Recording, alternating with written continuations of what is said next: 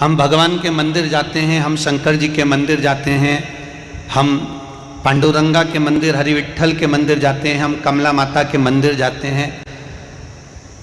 क्या भगवान हमारा संकट काट देता है? आपका क्या विचार है करमाला वालों, बोलो। हम भगवान के मंदिर जा रहे हैं, उस लड़के का प्रश्न है, हम मंदिर जाते हैं तो क्या भगवान हमारा संकट काट देता है? हम भगवान के दर्शन करने जाते हैं तो क्या भगवान हमारा संकट काट देता है? उस लड़के ने प्रश्न बड़ा सुंदर करा और प्रश्न गलत नहीं है। महाराज, शिव महापुराण की कथा कहती है, हमने उस बालक को भी यही कहा कि मंदिर, तुम सोच रहे हो कि हम भगवान के दरवाजे पर जा रहे हैं, भगवान के मंदिर जा रहे हैं, भगवान की चौखट पर जा रहे हैं, शिव महापुराण के अंदर प्रवेश कर कर जा रहे हैं, या हम कहीं कमला माता के दर्शन करने जा रहे हैं, पांडुरंगा के दर्शन करने जा रहे हैं, हरि विट्ठल का दर्शन करने जा रहे हैं, तो हमारे दुख कट जाएंगे। तो इस भरोसे में मत रहना कि भगवान के मंदिर में जाएंगे तो दुख कटेगा। शिव महापुराण कहती है भगवान के मंदिर में जाने से दुख नहीं कटता, भगवान का नाम जप करने से दुख कट जाता है महाराज, मंदिर जाने पर नहीं। अगर भगवान दुख काटता तो भगवान दुख देता ही काहे को? अरे बोलो तो सही, फिर दुख दिया काहे को? अगर भगवान दुख काटता तो भगवान दुख क्यों देता? भगवान दुख नहीं काटता है।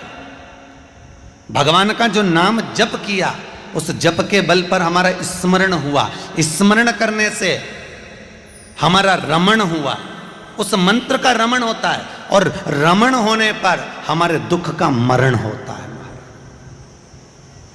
इसलिए संत कहते हैं तुम जपो, कलयुग केवल नाम धारा, और सुमर सुमर नर उतरहि पारा। हम भगवान के नाम स्मरण को जपें, हम भगवान की मूर्ति को, हम भगवान के स्वरूप को पहचाने। एक बार तुलसीदास जी गंगा जी के घाट पर बैठकर रामचरितमानस लिख रहे थे, और रामचरितमानस लिखते लिखते तुलसीदास जी ने लिख दिया, सिया राम मैं सब जग जानी, और करऊ प्रणाम जोर जुग पानी।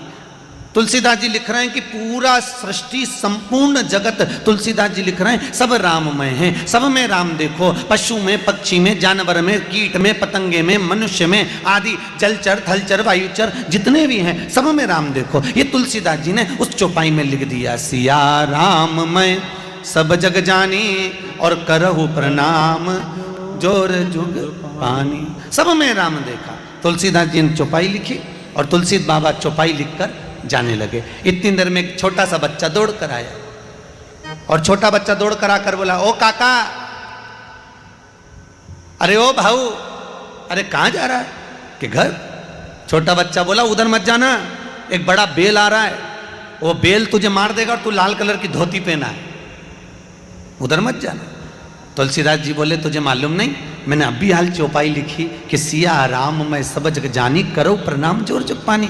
तुलसीदास जी लिखते हैं मैंने अभी चौपाई लिखी है कि सब में राम समाया है, हर एक के अंदर राम देखो, तो बेल में भी राम है, वो बेल मुझे नहीं मारेगा। और बच्चे का कहना तुलसीदास जी ने नहीं माना, और तुलसीदास जी चले। जैसे ही तुलसीदास जी आगे बढ़े, बेल आया, उस बेल ने तुलसीदास को सींग पे उठाया, पटक दिया, पांव से रोंदा और चले गया। तुलसीदास जी वापस गंगा जी के घाट पर आए, और तुलसीदास जी ने कलम उठाकर चौपाई को काटने के लिए बैठ गए। क्या मुझे ये चौपाई लिखना ही? मैंने तो लिखा था सिया राम मैं सब जग जानी, करो प्रणाम जोर जुग पानी, सब में राम देखा, इसलिए मैंने चौपाई लिख दी, पर उस बेल ने मुझे क्यों मारा? और तुरंत चौपाई काटने लगे। इतनी देर में हनुमान जी महाराज प्रकट हो गए। हनुमान जी ने कहा, तुलसीदास क्या कर रहे हो? तुलसीदास जी बोले, चौपाई काट रहा हूं, मैंने सब में राम देखा था, तो उस बेल ने मुझे क्यों मारा? मैंने तो बेल में भी राम देखा। इतने में हनुमान जी बोले, चौपाई मत काट देना तुलसीदास, तूने बेल में राम देखा, पर वो बच्चा तुझे बताने के लिए आया, उस बच्चे में राम तक नजर नहीं आया। वो आया तो बच्चा भी था बताने के लिए कि उधर मत जा, उधर जाना मत, फिर क्यों गया? हम अपनी जिंदगी को बस ऐसे ही जी रहे हैं। हम भगवान को मंदिर में ढूंढने का प्रयास कर रहे हैं, हम परमात्मा को मंदिर के अंदर जाकर ढूंढने के लिए पहुंचते हैं। पर एक बात याद रखना, एक पत्थर की मूरत, एक पत्थर का टुकड़ा मंदिर के अंदर जाता है और भगवान बन जाता है, एक पत्थर की शिला मंदिर के अंदर जाती है और भगवान बन जाती है, एक पत्थर का टुकड़ा मंदिर में पहुंचा और परमात्मा बन जाता है। और इंसान रोज मंदिर जाता है तो भी भगवान नहीं बन पाता है, इंसान ही बन नहीं पाता। बड़ा कठिन है महाराज। वही छल, वही कपट, वही छिद्र, वही बेईमानी, वही प्रपंच, सब उसी में समाया, सब उसके अंदर।